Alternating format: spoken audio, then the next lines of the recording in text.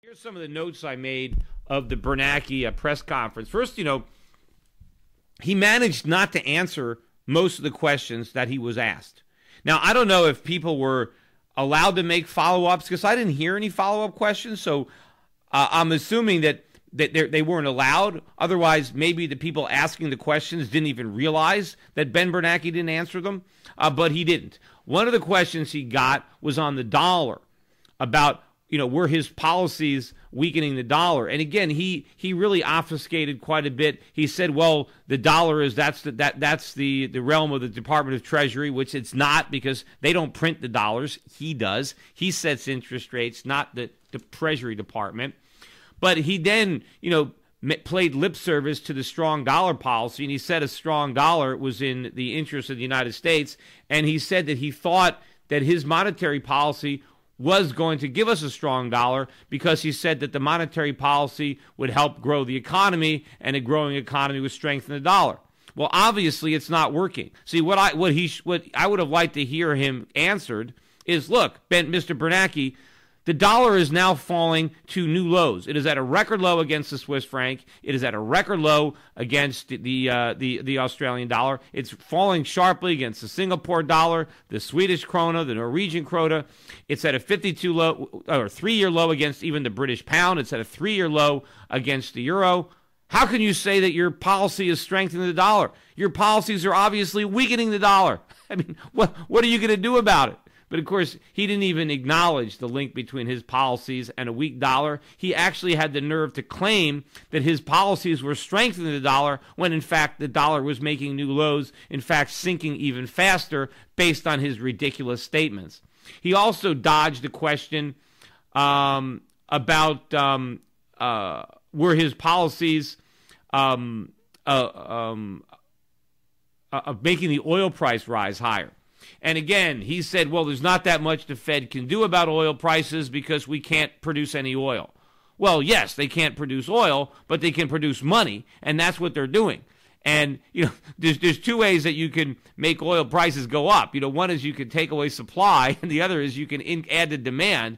And when the Fed prints money, they are adding to demand, and that's why the price is rising. And while the Fed cannot increase the supply of oil, it can certainly increase the demand for oil when they print money, and that is exactly what they're doing. So there is something the Fed could do to stop the oil price rising, but Ben Bernanke doesn't want to do it, because he doesn't want this phony economy that's addicted to cheap money to come crashing down. In fact, there was somebody that actually asked a good question. Somebody asked the Fed chairman, do you think your monetary policies are contributing to the inflation that's out there?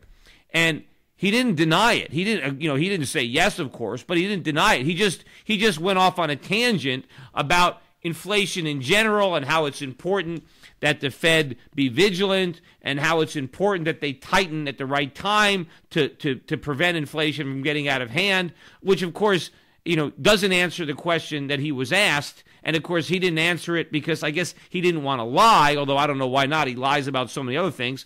But I guess he assumed if he can avoid lying, he would. So he just didn't answer the question at all and then went on to something else. One of the things that he said, too, that I thought was particularly bad, but he's been saying this for a while, is he again maintained that his mandate is to make sure inflation is at least 2% a year. Not 2% as a ceiling, but 2% as a floor. He basically said any inflation that's less than 2% is dangerous and bad, and the Federal Reserve should try to make sure that inflation is higher. And he even said that other central banks do that. They don't. The central banks that have an inflation target of 2%, the idea is that 2% is the ceiling. So 1% is not seen as bad. 1% is better than 2%. But Bernanke thinks that we need inflation of at least 2%. Well, that's the only thing he's going to succeed in. We're going to have inflation of much more than 2%. It was also funny. He mentioned his admiration for the Bank of Japan. He congratulated the Bank of Japan in their efforts to print a bunch of money after the earthquake. I mean, so this is what he admires: a central bank that is, got interest rates at practically zero and is flooding the world with cheap money. I guess you could judge somebody or by their friends or the company they keep. So the fact that he admires the Bank of Japan, but not the banks that are raising rates, maybe the ECB Or how about the Bank of Australia? The Central Bank of Australia is doing a much better job. That's a central bank that maybe he should be admiring, not the Bank of Japan. But I guess probably the most clueless comment that Ben Bernanke made in the entire thing is he talked about the U.S. economy. And he said that the U.S. economy is going to succeed in the future because he said that the U.S. has not lost any of the characteristics that made it such a great country.